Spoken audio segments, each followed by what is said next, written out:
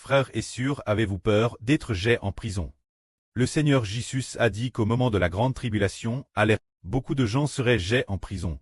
Frères et sœurs, avez-vous peur d'être jetés en prison?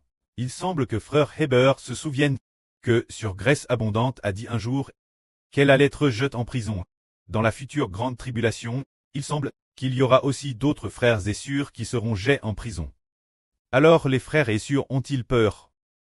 Pour quelles raisons sont-ils jetés en prison? C'est parce que nous n'acceptons pas la marque de la BTE. Et parce que nous avons prêché le nom du Seigneur et de frère Heber. C'est ainsi qu'ils sont jetés en prison. En ces jours de la grande tribulation, les gens se trahiront les uns les autres. N'est-ce pas tout fait normal? C'est extrêmement normal. Qui nous trahira? Nos proches. Nos frères. Disons ceux de notre famille qui ne croient pas. Ses frères et sœurs. Nos presses, mères, pouses et enfants. Tous ceux qui ne croient pas, nous trahirons. Frères et sœurs, le croyez-vous? Ceux qui ne croient pas au Seigneur Jésus ni au frère Heber. Leurs esprits appartiennent au diable. Tandis que pour ceux qui croient, leurs esprits appartiennent Dieu. Ainsi, l'esprit appartenant Dieu et l'esprit appartenant au diable sont incompatibles. C'est pourquoi ceux qui appartiennent au diable nous trahiront. Lisons ceci. En ces jours de la grande tribulation, on vous heurtera. Madame, vos parents, frères, proches et amis vous livreront aux autorités. Ils vous jetteront en prison. Et certains d'entre vous seront mis morts par eux. Cause de moi, vous serez as de toutes les nations. Cause de moi, vous serez trans devant des gouverneurs et des rois pour trait interrogue. Ce sera pour vous l'occasion devant eux et devant les nations de me rendre témoignage. Mettez-vous donc dans l'esprit de ne pas préparer d'avance votre défense, ni d'exciter sur ce que vous direz, car ce momentelle éloquence vous sera donnée par le Saint-Esprit. De sorte que tous vos ennemis réunis ne pourront y résister, ni le contredire. C'est dire qu'en ces jours de la grande tribulation, nous serons trahis. On dit que les ennemis de l'homme seront les membres de sa propre famille. Ce sont souvent les membres de sa propre famille qui nous trahiront. Ils appelleront la police, puis laisseront la police nous arrêter, et nous livrerons au gouverneur et au roi, pour qu'ils nous interrogent. Dans ce cas, avons-nous peur? Le Seigneur dit, n'ayez pas peur.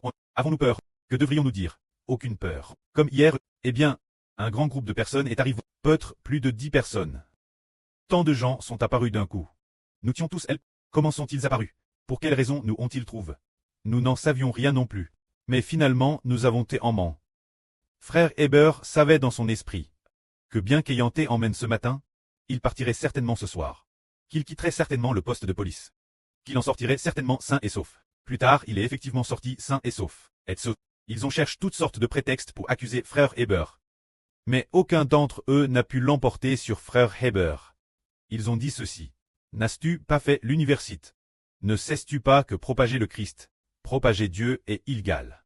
N'est-ce pas illégal de propager la religion?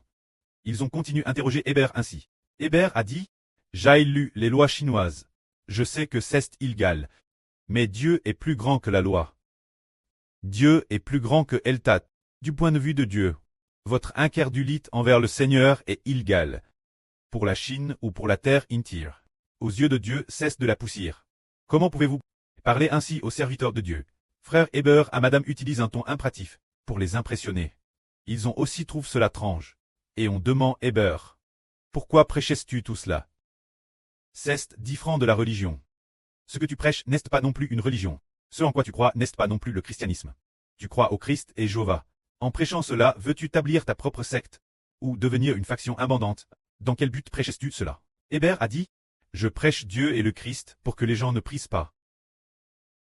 Au contraire, pour qu'ils ne soient pas détruits, mais qu'ils soient sauvés, pour que tu ne prisses pas.